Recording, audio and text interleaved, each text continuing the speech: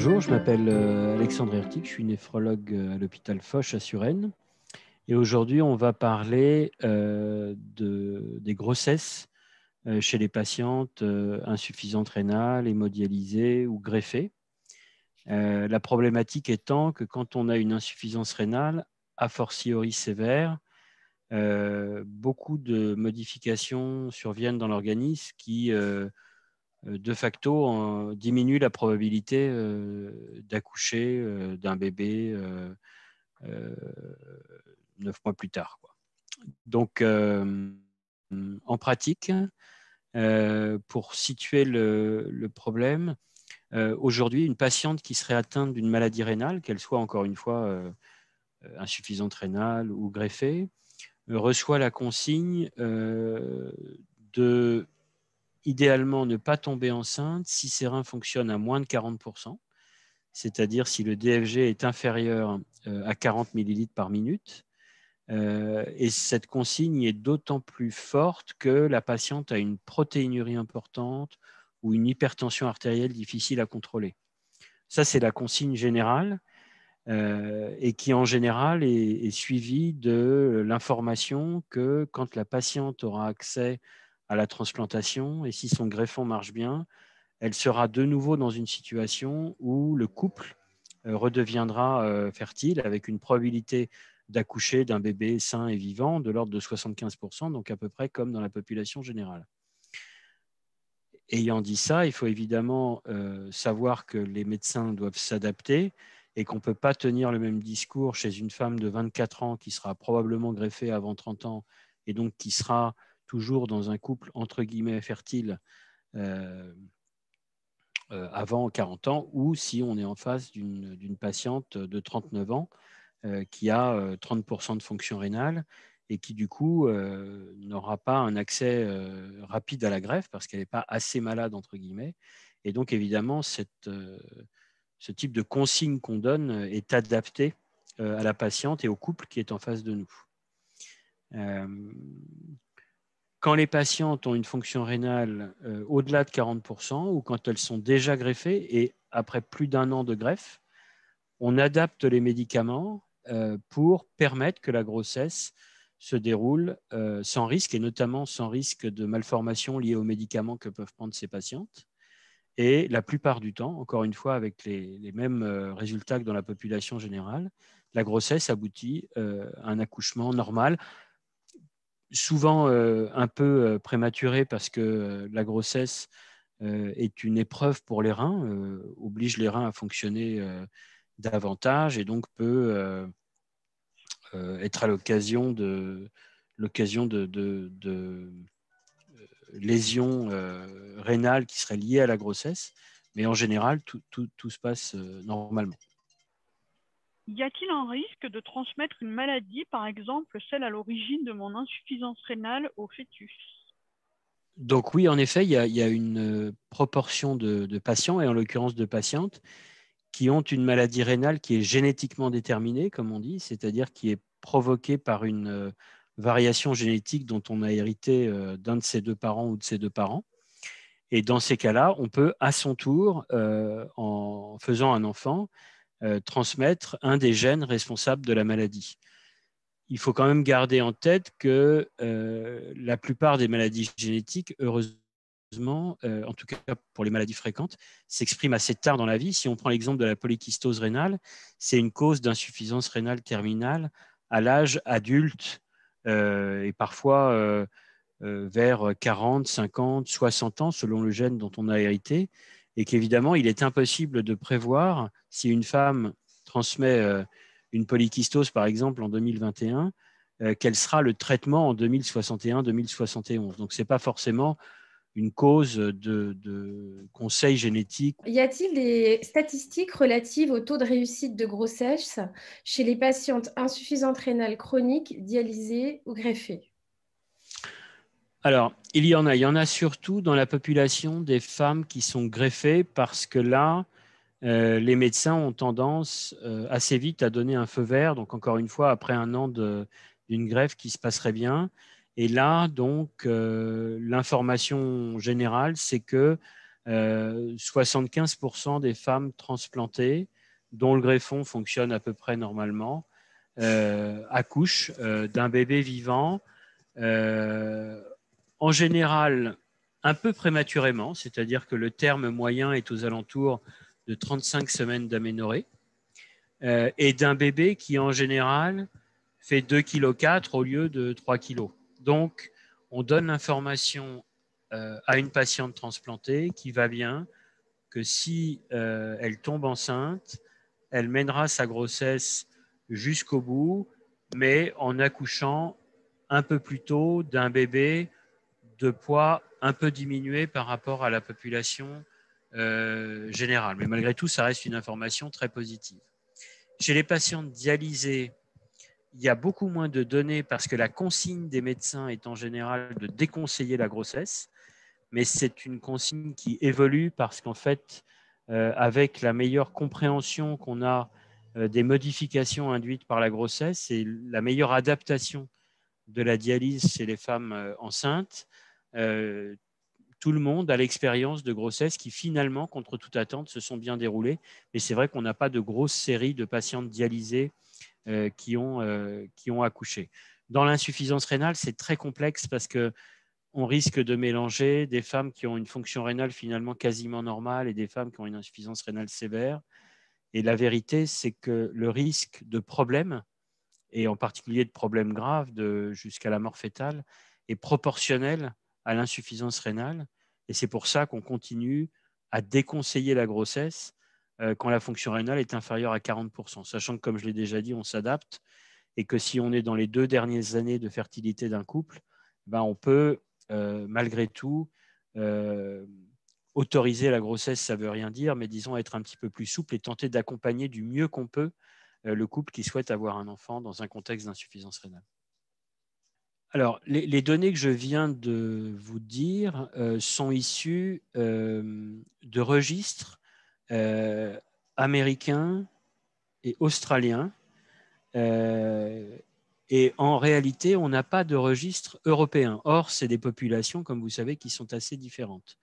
Et donc, on a le projet, qui j'espère verra le jour en 2021, de créer un registre national et même probablement européen de suivi des grossesses des patientes qui sont transplantées rénales pour avoir une information beaucoup plus précise à donner à nos patientes et en particulier quant au risque de fausse couche. Encore une fois, le signal est le même que dans la population générale, mais encore faut-il le mesurer et le montrer. Mais surtout pour cette histoire de termes moyens d'accouchement, de proportion de grossesse qui nécessite une césarienne, de prématurité, de poids de l'enfant et surtout aussi du devenir des enfants. Pour l'instant, on a l'impression que les enfants qui naissent de patientes transplantées rénales vont bien et restent sains, mais c'est quelque chose qui n'a jamais été regardé de près. Et donc, on aimerait affiner la qualité de l'information qu'on délivre aux femmes transplantées et aux couples qui ont le projet d'avoir un enfant alors que la femme est transplantée rénale ou d'un autre organe au passage. Oui. Est-ce que l'insuffisance rénale sévère et terminale influe sur la fertilité des femmes? Oui, l'insuffisance rénale sévère, a fortiori terminale, influe sur la libido, sur l'axe hormonal qui permet l'ovulation, sur la nidation, donc à toutes les étapes de la conception, l'insuffisance rénale terminale a un effet défavorable. C'est pourquoi il est, somme toute, assez difficile pour une femme insuffisante rénale sévère de tomber enceinte tant qu'elle n'a pas recouvré une fonction rénale normale grâce à la greffe. Alexandre, j'ai 33 ans, je dialyse, je suis en couple avec une personne qui est aussi en dialyse. J'ai un désir de grossesse, j'aimerais rencontrer un médecin qui me dise que l'on peut essayer. J'ai l'impression que ça fait peur à tout le monde, aux néphrologues, aux gynécologues.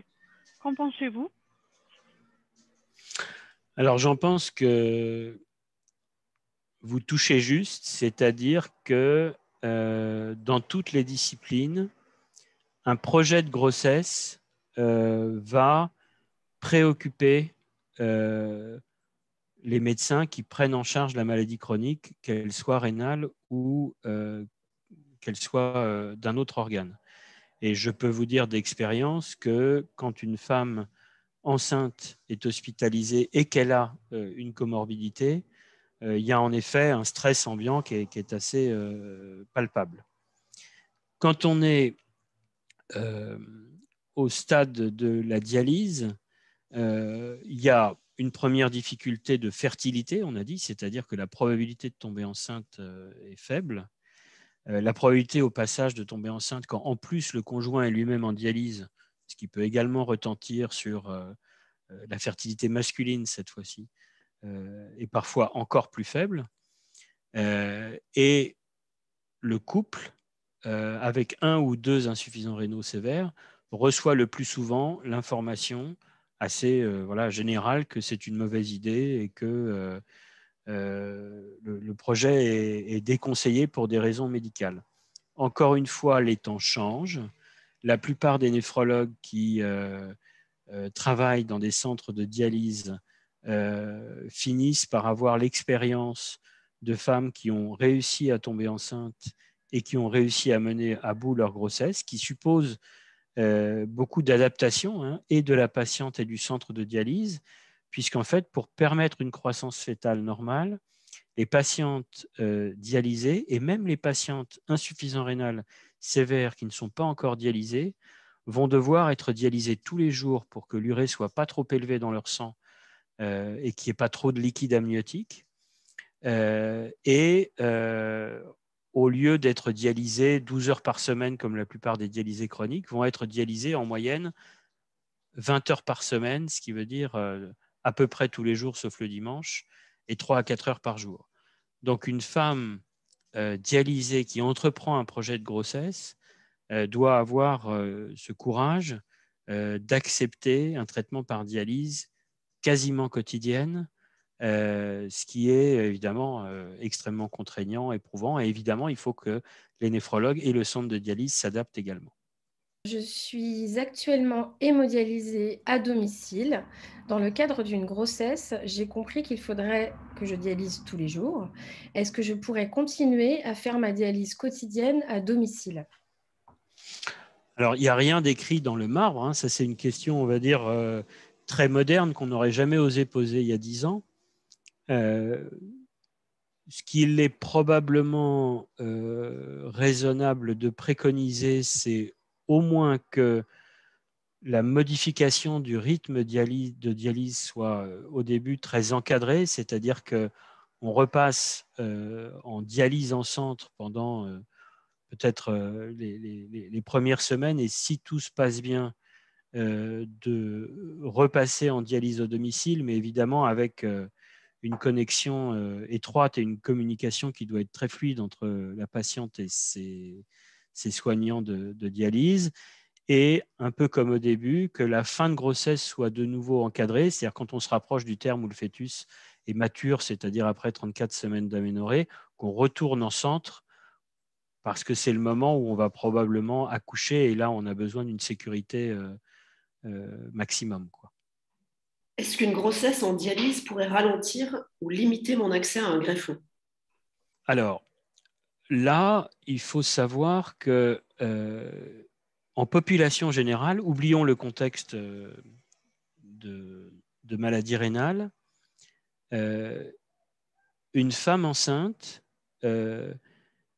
qui donc est exposée à un fœtus et à un placenta qui est génétiquement codé et par la mère et par le père, a environ une chance sur deux de s'immuniser contre le père, c'est-à-dire de développer des anticorps anti-HLA, comme on dit, c'est-à-dire contre des antigènes, des globules blancs du père de l'enfant. Une chance sur deux à peu près, c'est ce qui est estimé, et ces anticorps sont détectables autour de l'accouchement, et typiquement 3 mois après l'accouchement, c'est le meilleur moment pour capturer ces anticorps.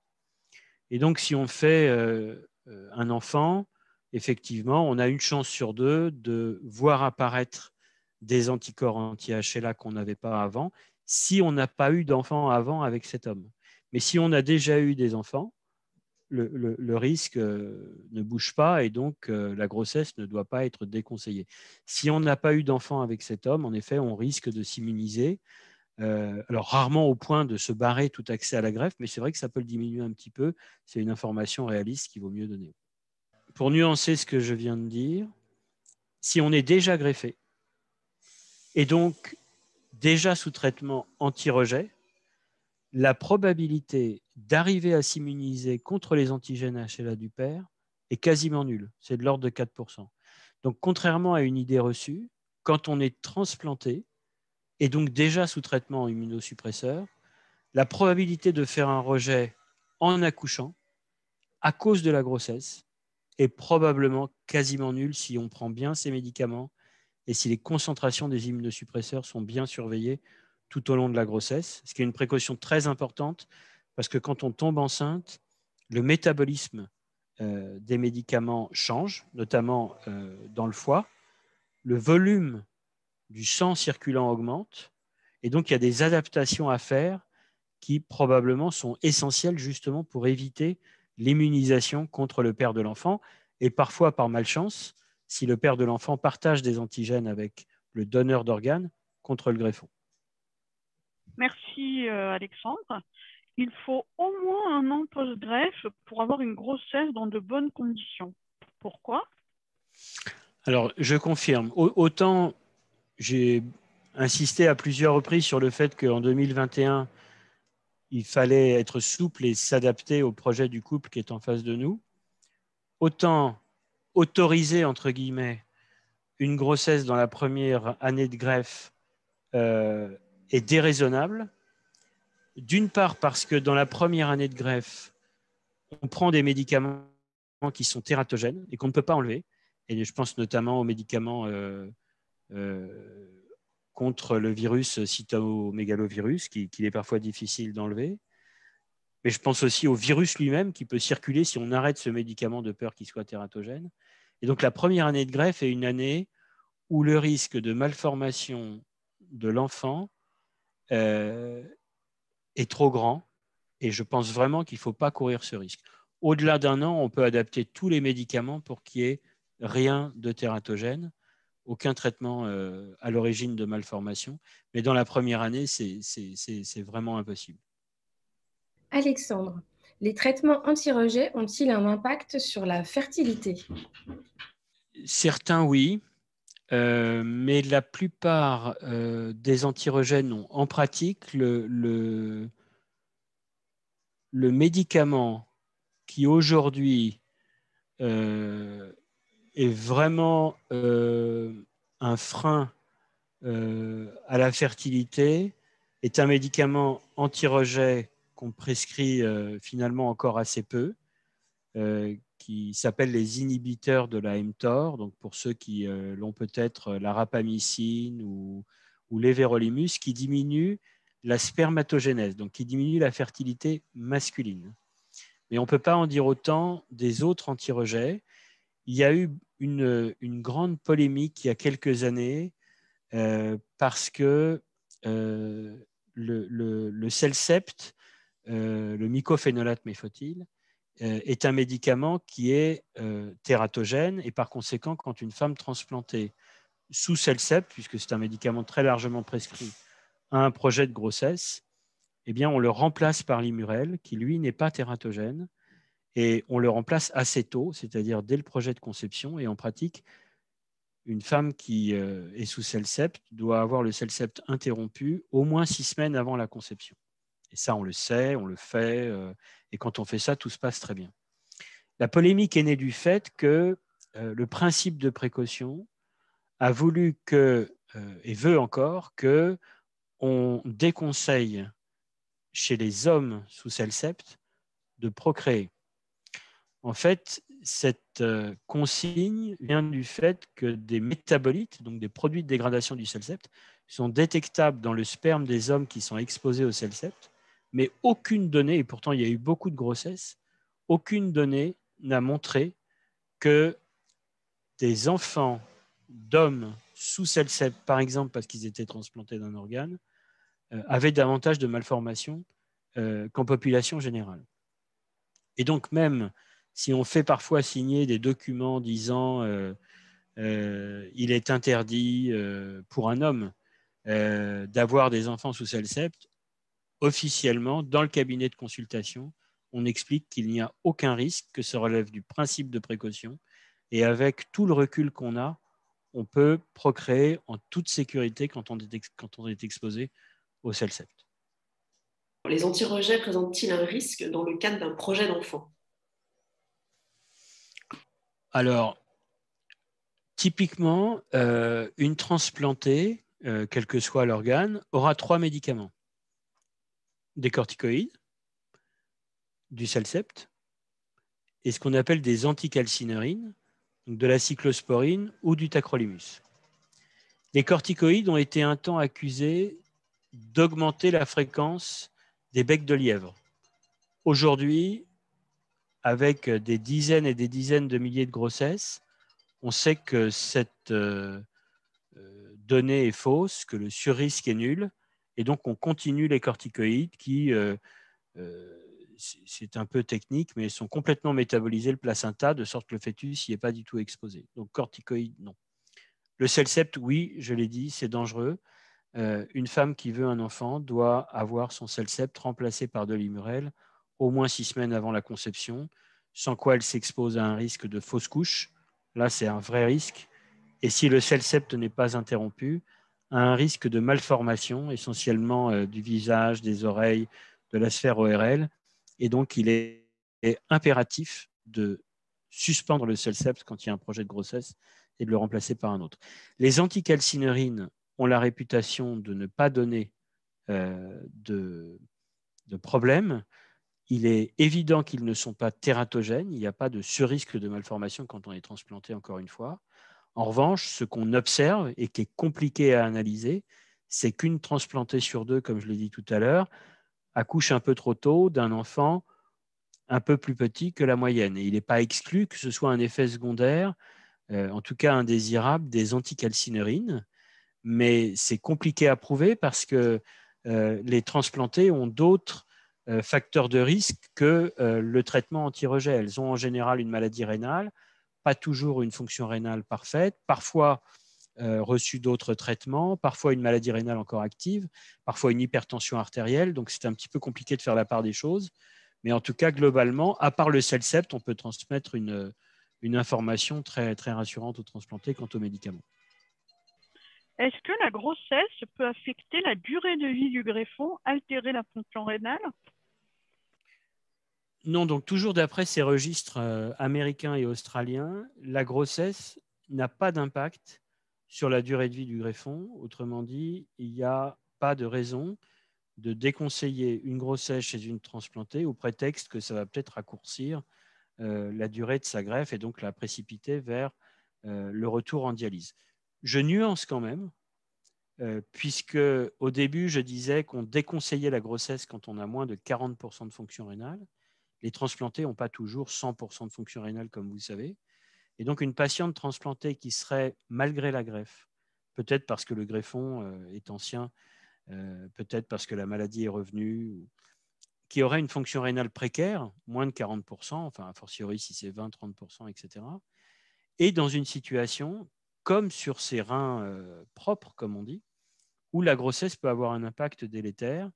Et on estime que dans ces situations de greffe, mais avec insuffisance rénale, comme dans la situation d'insuffisance rénale sévère en dehors de la transplantation, une grossesse en imposant un hyperfonctionnement du rein, et donc une contrainte, et en imposant aussi l'arrêt des médicaments qui protègent le rein, que beaucoup de malades du rein prennent, peut précipiter la mise en dialyse d'environ 1 an et demi. Mais une transplantée qui aurait un greffon qui marche bien n'aura aucun impact de sa grossesse. Je suis greffée grâce à un don de rein de mon mari depuis quelques années. Est-ce qu'il y a des risques en cas de grossesse que je produise des anticorps contre le père de l'enfant et donc de faire un rejet de l'organe transplanté? Ça rejoint un peu la question de tout à l'heure. Si le même couple, a déjà eu un enfant, la femme s'est probablement déjà immunisée contre le père de l'enfant, et donc faire un nouvel enfant ne devrait rien changer, d'autant plus qu'une fois qu'on est transplanté, comme on l'a déjà dit, on est sous traitement anti-rejet, et donc la probabilité de sortir des anticorps contre le père et donc éventuellement contre le greffon est quasiment nulle. Dans le contexte d'un premier enfant avec tel homme, si une patiente est transplantée et prend correctement son traitement, qui est correctement adapté par ses soignants, on l'a dit, la probabilité que des anticorps apparaissent contre le père de l'enfant est de l'ordre de 4%. Donc, c'est peut-être négligeable, mais ce n'est pas nul. C'est-à-dire que toutes les 25 grossesses, finalement, il y a une transplantée qui s'immunise. Et là, pour que cette immunisation contre le père de l'enfant aboutisse à un rejet, il faut avoir la malchance, entre guillemets, que le père de l'enfant partage des antigènes avec le greffon. Alors, évidemment, si le père de l'enfant est le donneur d'organes, c'est pas totalement exclu, mais sous anti-rejet, c'est vraiment, encore une fois, on considère que le risque est très faible. Quels sont les critères lors d'une grossesse chez une personne greffée pour que l'équipe décide de déclencher l'accouchement? Alors là, c'est une question difficile parce que tout le monde n'a pas le même désir, que ce soit la patiente ou les médecins. La patiente, et ça tout le monde le souhaite, veut accoucher d'un bébé sain qui soit le moins prématuré possible, le plus trophique possible, comme on dit, etc. Et tout le monde veut ça. Après, les médecins qui encadrent la grossesse n'ont pas les mêmes objectifs. Vous allez avoir d'un côté le néphrologue qui va avoir hâte que la grossesse se termine, donc à partir de 34 semaines d'aménorrhée, parce qu'encore une fois, c'est le terme au-delà duquel le fœtus sera mature, et notamment ses poumons. Et le néphrologue aura hâte parce que, comme je l'ai dit, la grossesse est un moment où les reins sont quand même soumis à une certaine contrainte, où on ne peut pas utiliser des médicaments qui protègent les reins. Et donc, le néphrologue va vouloir que la grossesse dure, dans une certaine mesure, le moins longtemps possible. Le gynécologue va craindre une prééclampsie, c'est-à-dire qu'en fin de grossesse, il y ait une hypertension artérielle et une protéinurie qui se majore. Mais le pédiatre, lui, évidemment, va défendre l'intérêt de l'enfant et vouloir que la femme accouche le plus tard possible. Donc en pratique, le compromis raisonnable auquel on aboutit en général, c'est un accouchement entre 34 et 37 semaines d'aménorrhée, souvent déclenché, pour essayer de satisfaire le maximum de personnes.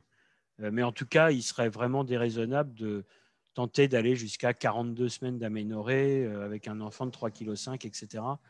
Ça, ce serait pas raisonnable. Je suis greffée. Je m'inquiète pour la santé de l'enfant puisque le fœtus, en cas de grossesse, va être exposé à tous les traitements que je prends, dont les anti-rejets. Qu'en pensez-vous? J'en pense que pour l'instant, aucune étude n'a rapporté de données inquiétantes sur le devenir des enfants de femmes transplantées. Donc, il n'y a pas de préoccupation qui soit spécifique aux transplantés. En revanche, comme je l'ai dit, la probabilité d'accoucher trop tôt est importante, c'est de l'ordre de 50%. Et là, par contre, la littérature est pleine de données qui montrent que plus les enfants sont prématurés, et je parle notamment des grands prématurés, plus le risque est grand qu'il y ait parfois des complications somatiques, comme on dit, comme vous savez, les grands prématurés peuvent faire des complications dans les premières semaines de vie qui parfois peuvent être dangereuses. Et puis d'autre part, chez les prématurés, on sait maintenant qu'il y a une augmentation de l'incidence de troubles, pas forcément très graves, mais par exemple de syndrome d'hyperactivité, de troubles de l'attention, parfois de retard scolaire, etc. Donc, une transplantée ne doit pas se soucier à cause des médicaments, par exemple, auxquels elle est exposée, d'engendrer un enfant qui serait souffrant dans son enfance ou à l'âge adulte à cause des médicaments qu'elle a pris. En revanche, elle doit souhaiter accoucher, encore une fois, après 34 semaines d'aménorrhée, qui est un terme au-delà duquel la prématurité est très relative et ne pose pas de problème de morbidité de l'enfant. Est-il possible d'allaiter en prenant des médicaments anti-rejet? Oui, c'est possible. Là aussi, la consigne générale chez une femme qui allaite est d'éviter au maximum de prendre des médicaments parce que tous les médicaments passent dans le lait. Mais on peut à peu près, en réalité, même si on suit les consignes d'organismes qui surveillent de près et qui émettent des recommandations quant à l'utilisation des médicaments pendant l'allaitement, on peut en réalité utiliser à peu près tous les médicaments parce que les concentrations, et je pense par exemple aux anti-rejets, des médicaments qui passent dans le lait maternel sont faibles et quand on les mesure dans le sang de l'enfant, elles sont infimes et donc en pratique, aujourd'hui, on ne contre-indique plus formellement l'allaitement chez une patiente transplantée qui en exprimerait le souhait, on va dire, vivement. Là aussi, il y a quelque chose qui est de l'ordre du principe de précaution. Merci beaucoup, Alexandre. C'est une histoire qui a mis du temps, mais je peux pas tout raconter parce que ça durerait trop longtemps. Donc, je vais vous dire, l'adoption en étant greffé, c'est possible, puisque moi, j'ai adopté en 2019, en mai 2019, une petite fille de 2 mois. Donc, jamais je pensais que ça arriverait, hein, parce que le néphrologue m'avait dit, oui, tu te lances dans un truc vraiment très compliqué. C'est vraiment un truc très, très rare. Donc j'étais un peu désespérée quand je suis sortie. Première chose, donc il y a un agrément à faire. Donc l'agrément, c'est passage devant le psy, l'assistante sociale, etc. Donc moi, j'ai pas voulu cacher ma maladie parce que je pense que s'il l'avait découvert, voilà, tout serait tombé à l'eau. Moi, j'ai juste dit voilà, je suis greffée, ma greffe va bien. J'ai pas menti puisque je pense qu'à 12 degrés, on peut se permettre de dire que la greffe va bien. Et je me suis pas plus étendue sur la question. Voilà. Donc, on en est arrivé, je dis vite fait à l'adoption parce que ma femme a fait des FIV, ça n'a jamais marché. Et on a découvert après qu'elle avait une endométriose. Donc là, on s'est dit, c'est pas possible. Et moi, du coup, ils ont découvert que j'avais une maladie. Alors, comment je pourrais expliquer? Alors, hétérozygote, c'est une maladie des cils. Donc, c'est peut-être pour ça que j'étais malade des reins à l'âge de 4 ans. C'est une maladie qui se met sur les cils du rein et évidemment sur les cils des spermatozoïdes. Donc, voilà. Donc, ça ne pouvait pas marcher. Donc, mais quand ma femme faisait les FIV, on a quand même ouvert. C'est là qu'on a commencé à faire le dossier d'adoption. On a fait double jeu. On a préféré. Et donc, on a attendu 4 ans et demi. Donc, on a eu une petite fille qu'on a eue à 2 mois. Voilà. Donc, en étant greffé, c'est possible. Voilà ce que je voulais vous faire part. J'ai une expérience, donc j'ai eu ma fille. Donc à l'époque, j'étais insuffisante rénale due à des problèmes fonctionnels. Mes 2 reins fonctionnaient qu'à 50%. Donc malgré un départ assez chaotique et inattendu, j'ai 2 messages d'espoir à vous donner. Donc au départ, en 2010, le néphrologue qui me suivait à l'époque nous avait donné un délai d'1 an pour notre projet bébé. Et fallait surtout être, comment dirais-je, habité proche d'un hôpital catégorie 3. Donc, pour mettre toutes nos chances de notre côté, nous sommes allés voir un gynéco. Il nous a fait d'emblée un tas d'examens pour savoir si nous étions fertiles, moi et mon mari. Bon, les résultats sont tombés. Nous étions stériles tous les deux, donc ça a été le choc. Donc, il y a pas mal, entre 2010 et tout ce qui s'ensuit, il y a eu quand même quelques temps. Nous avons eu recours à la PMA, du coup, avec 1 ou 2 inséminations intra-utérines qui n'ont pas fonctionné. Après quelques temps, donc, je devais entamer les FIV fin novembre. Fin novembre 2012. Donc, c'était plus risqué, plus de stimulation ovarienne. Et en fait, nous nous sommes mariés en septembre 2012. Et en octobre-novembre, je devais, prendre des médicaments pour stimuler mes règles. Impossible. Et le gynéco m'a demandé d'aller en urgence faire une prise de sang. Et en fait, ça s'est révélé que j'étais enceinte, je suis tombée enceinte naturellement. Donc ça, c'est le premier message d'espoir. Et le deuxième message, c'est le suivi de grossesse. Le néphrologue m'a bien informé, encore une fois, des risques de la surveillance accrue les 3 premiers mois avec lui, le néphrologue. Puis venait ensuite le relais avec le gynécologue. Donc, on a vraiment, moi, j'ai vraiment travaillé main dans la main avec le néphrologue, le gynéco, avec tous les examens, parce qu'on est hyper suivi et tout ça. Donc, beaucoup d'examens, de monitoring, prise de sang. Et moi, je l'ai pris comme, comment dirais-je, de se donner tous les moyens. Donc, il fallait surtout, pendant la grossesse, surveiller aussi le taux d'albumine. Donc, le gynéco m'a provoqué mon accouchement 15 jours avant le terme. Normalement, le néphrologue voulait 1 mois avant le terme. Mais l'accouchement s'est très, très bien déroulé. Après l'accouchement, 15 jours après, le néphrologue m'a fortement conseillé d'arrêter l'allaitement pour que mon métabolisme se remette au plus vite. Et j'avais, quelques petits soucis de tension après l'accouchement, mais qui est juste redevenu normal. Et je voulais vous dire que j'avais une magnifique fille qui se porte bien. Et voilà, faut pas lâcher l'affaire, quoi. Moi, je vous remercie, je vous dis au revoir et puis j'espère de nouveaux bébés. Merci beaucoup, Alexandre. Merci beaucoup, Alexandre. Je vous en prie, bonne fin de journée alors. Hein.